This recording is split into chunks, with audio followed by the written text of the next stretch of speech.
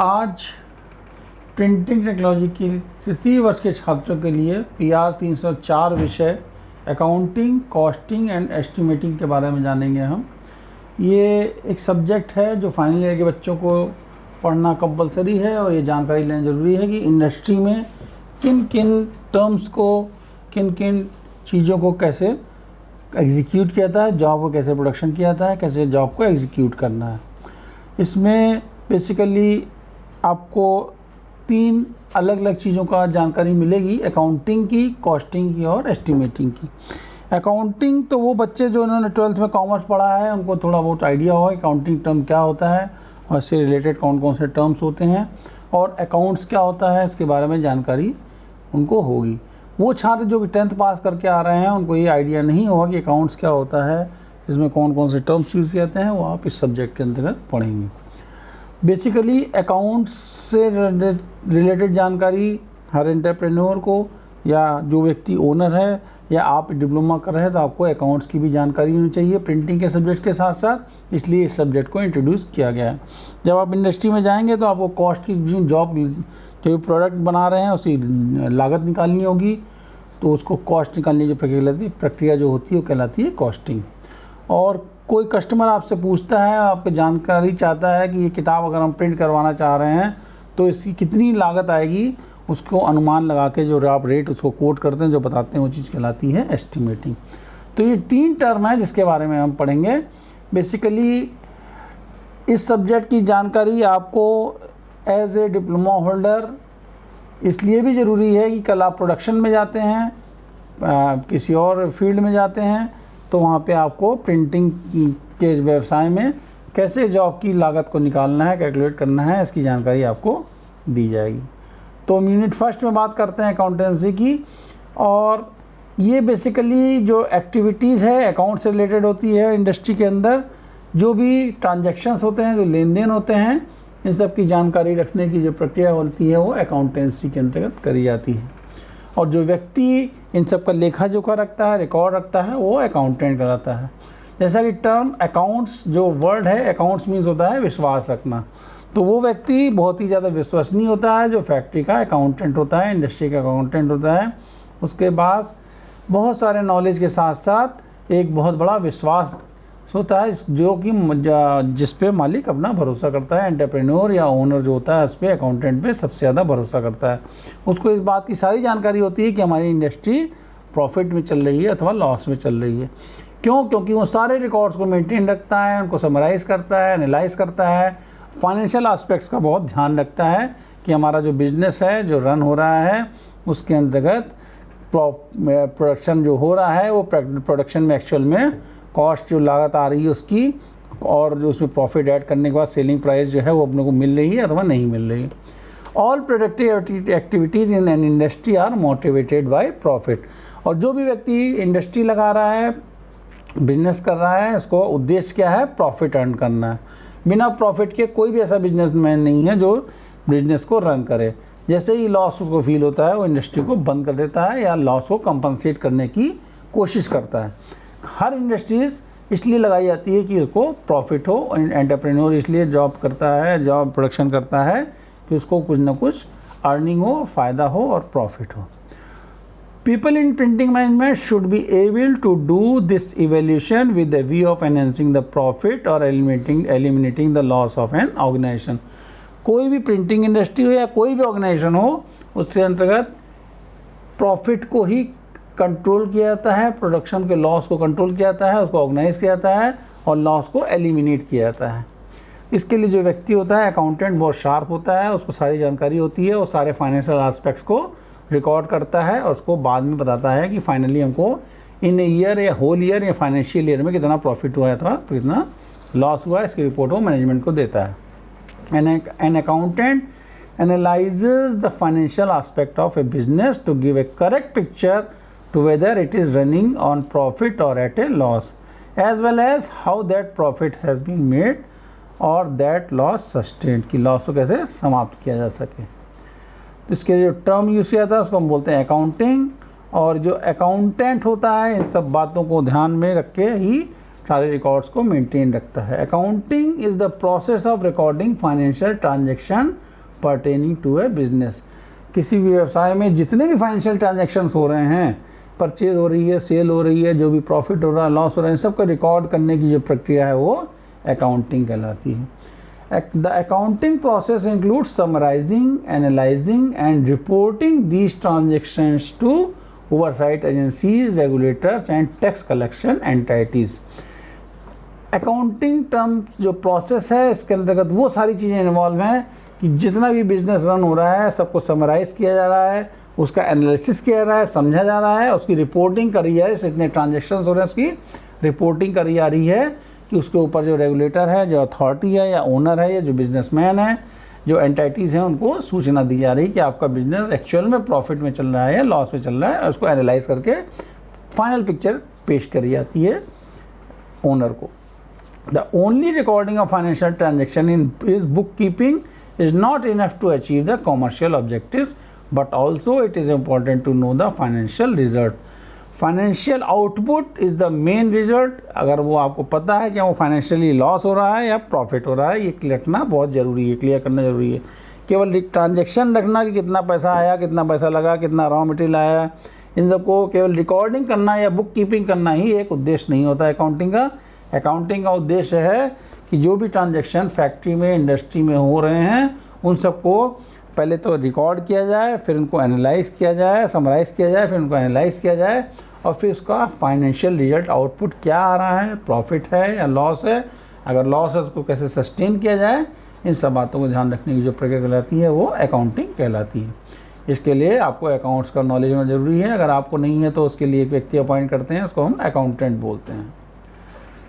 The financial statements used in accounting are a concise summary of financial transactions over an accounting period, summarizing a company's operations, financial positions and cash flow.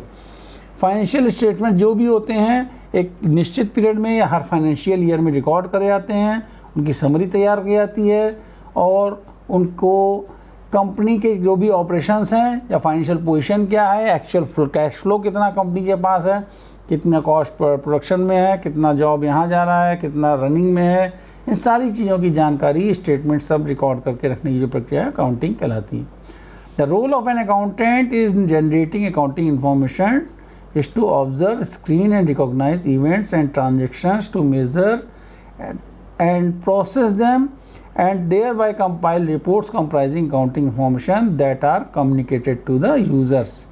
Accountant का role बहुत महत्वपूर्ण होता है, उस बात की जानकारी रखता है, सारे फाइनेंशियल ट्रांजैक्शंस को रिकॉर्ड करवाता है, रिकॉर्ड रखता है, ऑब्जर्व करता है, उसकी स्क्रीनिंग करता है, उनको पहचानता है और ट्रांजैक्शंस का ध्यान रखता है, इन सबको कंपाइल एक रिपोर्ट तैयार करता है और सारी इन्फॉर्मेशन क्या करता है अकाउंटेंट अपने ऊपर जो अथॉरिटीज़ हैं, रेगुलेटर्स हैं, उनको प्रोवाइड करता है। The accounting must be ensured that the information provided is relevant, adequate and reliable for decision making. Accountant के द्वारा जो भी जानकारी अपने रेगुलेटर्स को, अथॉरिटीज़ को, ओनर्स को दी जाती है उस पर वो पूर्णतः विश्वास करता है और इसलिए ये ज़रूरी है कि अकाउंटेंट द्वारा जो भी जानकारी दी जाए बिजनेस की, वो सारी इंफॉर्मेशन रिलेवेंट होनी चाहिए, एडिक्वेट हो और रिलायबल फॉर डिसीजन मेकिंग हो। अदरवाइज़ ओनर को पता ही नहीं पड़ेगा उसकी कंपनी प्रॉफिट में जा रही है अथवा लॉस में जा रही है। तो जो एडिक्वेट इन्फॉर्मेशन होगी, अकाउंटेंट को एक्चुअल पिक्चर पेश करनी होती है और फाइनेंशियल ट्रांजेक्शन को सबको रिकॉर्ड करके वो प्रॉफिट और लॉस को एनालाइज करता है। जो टर्म है इसको हम बोलते हैं अकाउंटेंसी। अकाउंट जो भी स्टडी इसके अंतर्गत करी जाती है, अकाउंटिंग की जो पढ़ने करने की जो सब्जेक्ट है, विषय है, वो सारा क्या कहलाता है, अकाउंटेंसी कहलाता है। The accounting discipline mainly financial accounting, cost accounting and management accounting. Accounting को तीन भागों में बांटा जा सकता है, financial accounting, cost accounting and management accounting. इसके अलावा एक और है tax accounting. Accountancy is the practice of recording, classifying and reporting on business transaction for a business. किसी भी व्यवसाय में उसके ट्रांजेक्शन्स को रिकॉर्ड करना, क्लासिफाई करना, समराइज़ करना और उसके जो बिज़नेस के अंदर जो भी प्रॉफिट हो रहा है उसके लॉस की रिपोर्टिंग करना, ये प्रक्रिया कहलाती है अकाउंटेंसी कहलाती है। इसके लिए हर इंडस्ट्रीज़ के अंदर एक अकाउंटेंट होता है जो इन सारी बातों का लेखा जोखा रखता है, रिकॉर्ड रखता है और उसको समय समय पर उसकी रिपोर्टिंग करता रहता है ओनर को, रेगुलेटर्स को, अथॉरिटीज़ को। It provides feedback to management regarding the financial results and status of an organisation. किसी भी व्यवसाय में या संगठन में जो भी फाइनेंशियल स्टेटस है उसकी सारी जानकारी किसको देता है, रिजल्ट्स की जानकारी ओनर को प्रोवाइड करता रहता है, फीडबैक देता रहता है। ये सारी संपूर्ण जिम्मेदारी होती है अकाउंटेंट की, जो अकाउंट्स डिपार्टमेंट का देख रेख करता है। Accounting can be classified into following categories. Financial accounting जैसे हमने बताया, कॉस्ट अकाउंटिंग, मैनेजमेंट अकाउंटिंग और टैक्स अकाउंटिंग। तो अकाउंटिंग को हम 4 भागों में बांट सकते हैं।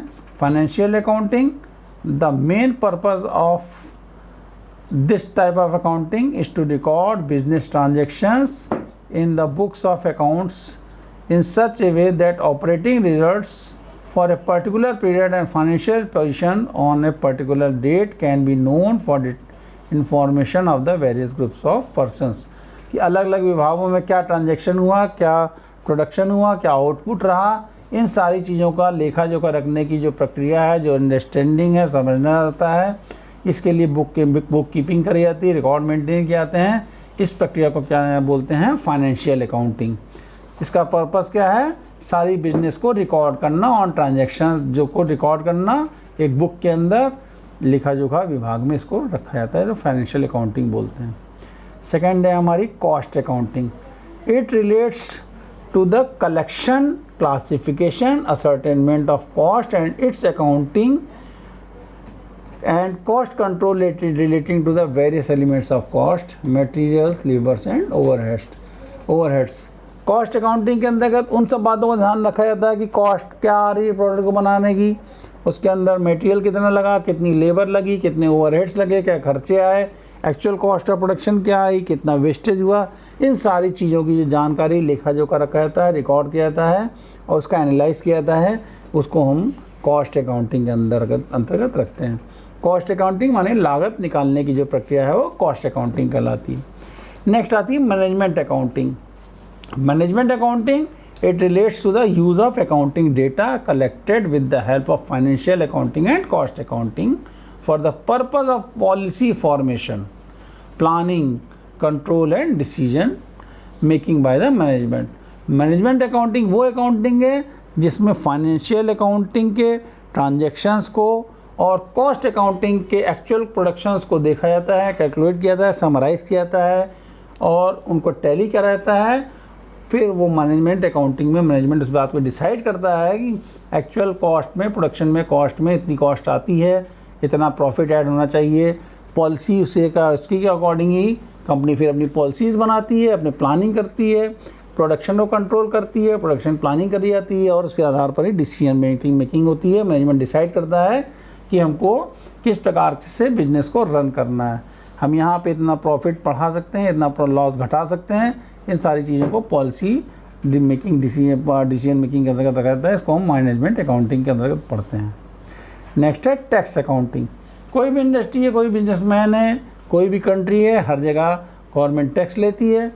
तो इस तरह से बहुत सारे टैक्स जो बिजनेसमैन को भी देने होते हैं, सारी फॉर्मेलिटीज़ पूरी करनी होती है। हर चीज़ के लिए एनओसी लेना होता है, फायर एनओसी लेना होता है, प्रेमिसेस एनओसी लेना होता है, लैंड एनओसी लेनी होती है। बहुत सारी चीज़ें हैं जो ओनर को परमिशन लेनी होती है गवर्नमेंट से। साथ ही गवर्नमेंट में दे जितने भी टैक्स होते हैं सारे उसको चुकाने होते हैं। जैसे एक्साइज ड्यूटी है, सेल टैक्स है, इनकम टैक्स है, कस्टम ड्यूटीज़ हैं, प्रोडक्शन आ रहा है, माल आ रहा है, माल बाहर जा रहा है, रोड टैक्स देना है। सारी खर्चे जो भी हैं उसको ओनर को अपनी पे करने होते हैं गवर्नमेंट को। तो different types of taxes has to be paid by the enterprise on behalf of itself और on behalf of others such as employees, shareholders etcetera. ये सारी चीज़ें टैक्स अकाउंटिंग के अंतर्गत आती हैं। इनका भी लेखा जोखा रखा जाता है, इनको ट्रांजैक्शन के रूप में रिकॉर्ड किया जाता है, कितना कहाँ टैक्स पे किया गया है, कितना शेयर होल्डर्स हैं, कहाँ पे एम्प्लॉयज़ को कितनी सैलरी दी गई, सारी चीज़ें, कितना टैक्स चुकाया गया है, इनका इनकम टैक्स काटना, इनकम टैक्स पे करना, एक्साइज ड्यूटी पे करना, सेल टैक्स पे करना, इस सारी चीज़ों की जो स्टडी करी जाती है वो टैक्स अकाउंटिंग के अंतर्गत की जाती है। तो अकाउंटिंग एज ए टर्म हम ये जाने तो इन सारी बिजनेस को रन करने के लिए अलग अलग पार्ट्स को डिवाइड किया गया है। साथ ही इन सबको ऑन पेपर एक बुक कीपिंग के रूप में रिकॉर्डेड रखा जाता है, नोट किया जाता है, और फाइनली आउटपुट ओनर डिसाइड करता है कि बिजनेस हमारा रन में चल रहा है, बिजनेस हमारा प्रॉफिट में रन है अथवा लॉस में रन हो रहा है। अब हम बात करते हैं कॉस्टिंग की।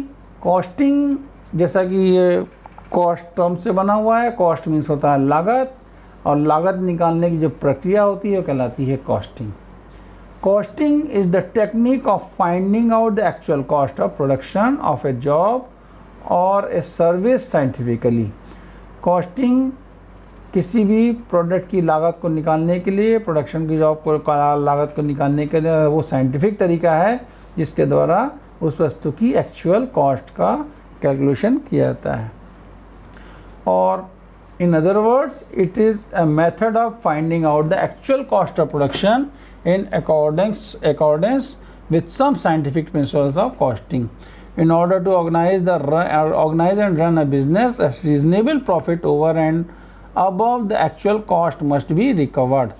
बिजनेस का सिद्धांत क्या है कि जो एक्चुअल कॉस्ट है, जितने भी उस वस्तु को लागत लगाने में लागत आई है, उसको तो वसूल करना ही करना है। Actual cost must be recovered. It is therefore essential to know the actual cost of production of a job and hence the role of costing. Costing का रोल ये है कि ज़रूरी है कि हमको एक्चुअल प्रोडक्शन में क्या कॉस्ट आई है, क्या लागत आई है, कितनी लेबर को पे किया, कितने का मटेरियल लगा है, कितने ओवरहेड्स लगे हैं, और कितने सारे चीज़ें इसके साथ प्रोडक्ट बनाने में जो भी खर्चे आए हैं सबको एज इट इज़ रिकवर करना है। तो कॉस्टिंग का बेसिक उद्देश्य क्या होता है कि जो भी प्रोडक्ट बनाया जा रहा है, मार्केट में सेल किया जाता है, तो उसकी हम सेलिंग प्राइस होती है और एक्चुअल कॉस्ट निकालते हैं, कॉस्ट में प्रॉफिट ऐड करते हैं, फिर उसको सेलिंग प्राइस देते हैं। वही जो सेलिंग प्राइस में जो प्रॉफिट होता है वो आउटपुट हो रहा है इंडस्ट्री का, कि कम इंडस्ट्री प्रॉफिट में चल रही है, लॉस में चल रही है। ये बिजनेसमैन इस बात को ध्यान रखता है कि हमारा जो प्रोडक्ट बनाया गया है उसकी सारी की सारी लागत वसूल की गई है अथवा नहीं। तो कॉस्टिंग का जो मुख्य सिद्धांत है, इसको बेसिक प्रिंसिपल ऑफ कॉस्टिंग के नाम से जाना जाता है। एक लाइन है, टर्म है, the each and every cost of the production must be recover as it is by the customer. इस बिजनेसमैन ने या ओनर ने या फैक्ट्री के मालिक ने जो भी पैसा उस प्रोडक्ट को बनाने में लगाया है, एक्चुअल कॉस्ट जो उसकी आई है, each and every cost must be recover. ये जो भी है सब उससे किससे लेनी है, कस्टमर से ही वसूली जानी है। ओनर अपनी जेब से एक भी पैसा नहीं लगाएगा उस वस्तु की लागत को निकालने में। ये कॉस्टिंग का जो मुख्य सिद्धांत है। तो इसको सब साइंटिफिकली कैलकुलेट किया जाता है, सारे सिस्टम्स बने हैं, नॉर्म्स बने हैं, इसको हम principle of scientific costing system बोलते हैं, और उसके आधार पर ही जॉब की कॉस्टिंग करी जाती है। एडवांटेजेस ऑफ कॉस्टिंग, कॉस्टिंग करी क्यों जाती है, इससे क्या फ़ायदे हैं। Costing helps to determine the cost of each and every productive operation carried out by a press। किसी प्रिंटिंग प्रेस द्वारा जो भी ऑपरेशंस किए जाते हैं, जो भी प्रक्रियाएं अपनाई जा रही हैं, उन सबको डिटरमाइन करके उसकी कॉस्ट निकालने में हेल्प करती है। It makes it possible for the press submit estimates for the various printing jobs based on the actual production cost. Actual production cost कितनी आ रही है और उसको एस्टिमेशन में क्या खर्चा है, एस्टिमेशन कितना है, कितना जॉब कितना लगा, ये सारी चीज़ें कॉस्टिंग के दौरान एक्चुअल निकाली है। जो हमने एस्टिमेट किया था उससे ज़्यादा तो नहीं आ रही कॉस्ट, अगर ज़्यादा आ रही तो कंपनी को लॉस तो नहीं हो रहा है। ये सारी प्रक्रियाएं कॉस्टिंग के अंदर ध्यान में रखी जाती हैं, उसके हिसाब से प्रोडक्शन कॉस्ट निकाली जाती है। वही हमारी जो प्रोडक्शन कॉस्ट निकलती है वही हमारी कॉस्ट प्राइस होती है। उस कॉस्ट प्राइस में ओनर या मालिक या रेगुलेटर जो भी होता है अपना प्रॉफिट ऐड करता है, फिर वो सेलिंग प्राइस बताता है। प्रोडक्ट की सेलिंग प्राइस होती है जिससे कंपनी को प्रॉफिट होने वाला होता है। Costing provides data for the comparison of actual cost of a particular job with its originally estimated cost. जो एक्चुअल एस्टिमेटेड कॉस्ट होती है उसमें प्रॉफिट ऐड करके कॉस्ट में ऐड करके जॉब के डाटा को प्रोवाइड किया जाता है। Advantages of costing also helps the management to ascertain the profit or loss made by a press and of particular job. It provides information necessary for the eliminating waste and inefficiency if any prevailing in the press। Costing करने का एक सबसे बड़ा advantage ये है कि अब सारे चीज़ें रिकॉर्ड्स होती हैं, ऑन पेपर होती हैं और उनको पता पड़ जाता है इस ऑपरेशन में इतना टाइम लग गया। उससे ये कैलकुलेट किया जा सकता है कि कॉस्ट की इस जॉब को करने में कहीं लॉस तो नहीं हो रहा है, अगर लॉस हो रहा है उसको कैसे कंपनसेट किया जाए, कैसे उसको रिमूव किया जाए, या किस वर्कर की इनएफिशिएंसी रही है या किस जगह पे क्या कमियां रही हैं, कॉस्टिंग करने के सब फ़ायदे हैं, पता लगाए जा सकते हैं। अब नया टर्म है एस्टिमेटिंग। एस्टिमेटिंग और कॉस्टिंग एक दूसरे के कॉम्प्लीमेंट्री हैं, पूरक हैं। बिना कॉस्टिंग और एस्टिमेटिंग करेंगे तभी हम कॉस्टिंग कर पाएंगे, और कॉस्टिंग करने के लिए ज़रूरी है उसका एस्टिमेशन किया जाए। बेसिकली एस्टिमेट टर्म है, एस्टिमेट मीन्स होता है अनुमान लगाना, अनुमानित लागत निकालना। वो जो प्रक्रिया है वो किसी भी वस्तु की जो अनुमानित लागत निकाली जाती है वो उस वस्तु की एस्टिमेटिंग कहलाती है। तो कोई भी जॉब हम बना रहे हैं उससे सबसे पहले जो बनाने से पहले उसको हम एस्टिमेट करते हैं कि इसकी लागत कितनी आएगी। तो वो एस्टिमेट साइंटिफिकली कैलकुलेट करने की जो प्रक्रिया है वो एस्टिमेटिंग कहलाती है। It is the technique of assessing we sell price of a job or a service scientifically. In other words, it is a forecast of the sale price before the executing of a job. Estimating हमेशा job production होने से पहले करी जाएगी और costing actual production होने के बाद करी जाएगी। ये डिफरेंस है दोनों में, कॉस्टिंग और estimating. Estimating actual job execution हो रहा है उससे पहले ही हमको बताना पड़ेगा कि इसकी लागत इतनी आ जाएगी, किसी वस्तु की या किसी प्रोडक्ट की या प्रोडक्शन की लागत इतनी आ जाएगी। वो करने की जो साइंटिफिक कैलकुलेशन करी जाती है उसको हम बोलते हैं एस्टिमेटिंग करना। जब एस्टिमेटिंग करके कॉस्ट कोट करी जाती है कस्टमर को, ये अनुमानित होती है, हमेशा अप्रॉक्स में दी जाती है, एक्चुअल एस्टिमेशन कभी नहीं हो सकता है। एक्चुअल एस्टिमेशन तो कॉस्टिंग के बाद ही पता पड़ता है कि ये एक्चुअल कॉस्ट इतनी आई है, इसमें इतना प्रॉफिट ऐड हुआ है और ये इसकी सेलिंग प्राइस है। फिर भी कस्टमर को बताने के लिए हमको एक बार एस्टिमेटिंग करना होता है और एस्टिमेट करके ही हम कस्टमर को प्रोडक्ट की कॉस्ट बताते हैं कि ये आपकी सेलिंग प्राइस ये होगी, इस रेट पे हम आपको माल सप्लाई करेंगे, इस रेट पे देंगे। तो एस्टिमेटिंग बीइंग ए फोरकास्ट, ये भविष्यवाणी है, पूर्व में बताना पड़ता है इसको कस्टमर को। It is only a probability और hypothesis and not anything actual और फैक्चुअल। इसमें ना तो एक्चुअल दे सकते हैं ना फैक्चुअल दे सकते हैं, फैक्टो तथ्यों के आधार पर प्रूव कर दें कि साहब यही कॉस्ट आएगी, ऐसा हम नहीं कह सकते हैं। हमेशा ये हाइपोथेसिस होती है और ये हमेशा एस्टिमेटेड ही दी जाती है। तो ये जो प्रक्रिया है एस्टिमेशन ही होती है, हमेशा अनुमान किया जाता है, अनुमान लगाया जाता है, अनुमान करके बताया जाता है कि ये लागत आएगी। Estimating is also primarily concern with the manufacturing process involving a large number of items of expenditure. क्या है, ऐसा प्रोसेस है मैन्युफैक्चरिंग का जिसमें बहुत सारे ऑपरेशंस होते हैं और उनको खर्चों को पूर्व में हमको डिसाइड करना होता है। Sale price in these circumstances can not be worked out without making complicated calculations based on A scientific principles. इनकी सेलिंग प्राइस हम पहले इस आधार पर नहीं डिसाइड कर सकते हैं, हो सकता है प्रोडक्शन कॉस्ट हमारी ज़्यादा आ जाए, इसलिए हम एस्टिमेशन ही प्राइस कोट करते हैं। Estimating is also terms as advance costing or standard costing. इसको हम एडवांस कॉस्टिंग भी कह सकते हैं, स्टैंडर्ड कॉस्टिंग भी कह सकते हैं, बट ये एक्चुअल कॉस्टिंग नहीं होती है। इसको हम एस्टिमेटिंग कॉस्ट बोलते हैं, एस्टिमेटेड कॉस्ट बोलते हैं।